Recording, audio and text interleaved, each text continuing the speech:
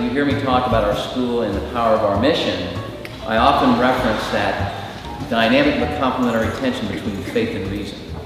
And I think that enriches all of our lives as we walk through in a school community where there's a great deal of focus, obviously, on intellectual curiosity and elevating one's academic potential, but there's much more than that, right? It's what touches the soul and cultivates the ability for us to give back and figure out ways in which to make the world a better place.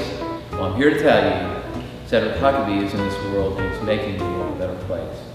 Born and raised right here in Fort Worth, Mr. Sedrick Huckaby has built an internationally recognized portfolio around telling stories of family and ancestral legacy and spirituality. He's a graduate of Boston University and Yale. He's won numerous awards, including a 2008 Guggenheim Fellowship. His work has been featured in Fort Worth's own Amon Carter Museum and can be found in the distinguished permanent collections of the Whitney Museum in New York, Boston's Museum of Fine Arts, and of course Valley House Gallery right here in DFW. Mr. Huckaby's visit underscores our efforts to develop students' creative confidence. We aspire to encourage our students to adopt and embrace a mindset that says that creativity is a skill that we can nurture and develop. His passion for art will inspire our students to think creatively. His work with our students will nurture and encourage creative confidence. And it's my great honor and privilege to present to you a rising star among American artists, Fort Worth's own, Mr. Sedrick Huckaby.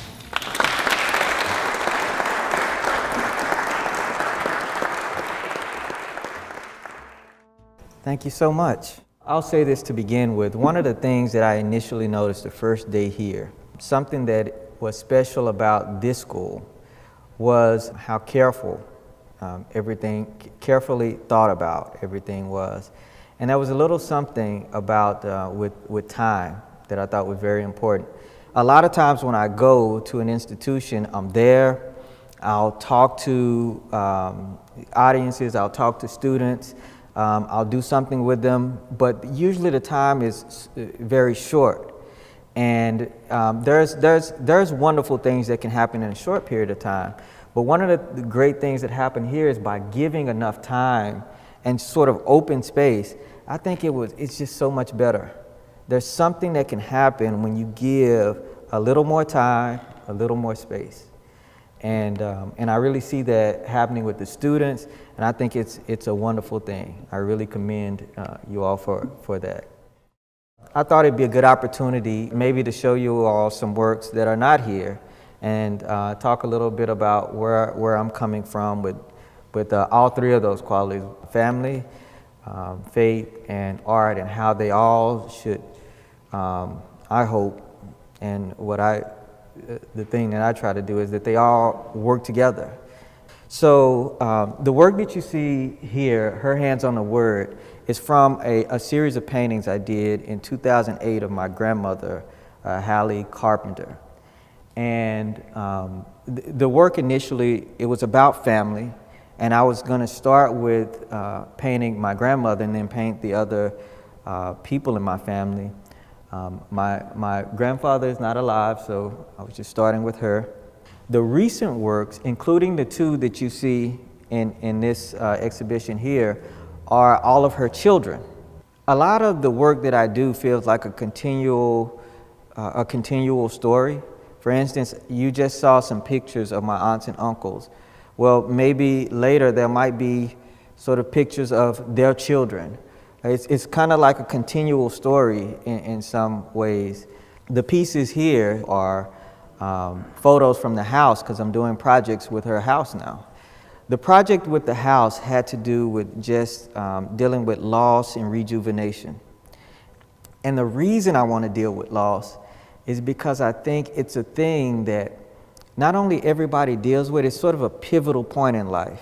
We all grieve over it, but at that point, there's a point of decision. You have to decide, what it is you think about life, because that's the point where whatever you think about life, it makes a difference. Because of my faith, I immediately think about rejuvenation.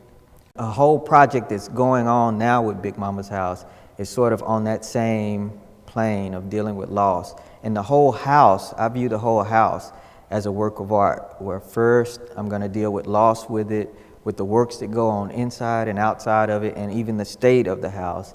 And then at a certain point, the whole house will be restored and rejuvenated.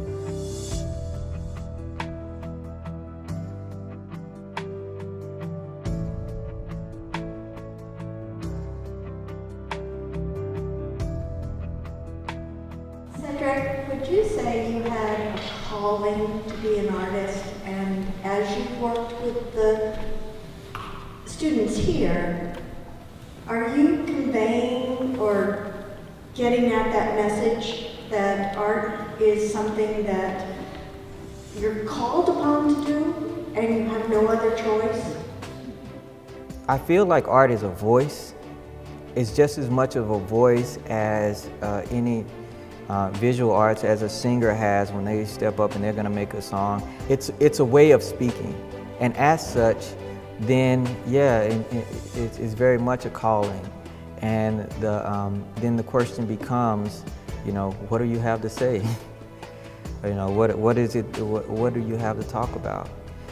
I don't consider myself to be a great orator or a great speaker by any means, but maybe I can make some pictures that might engage someone or might engage people and that they want to look at and think about them. Sedrick, thank you so much. Thank you.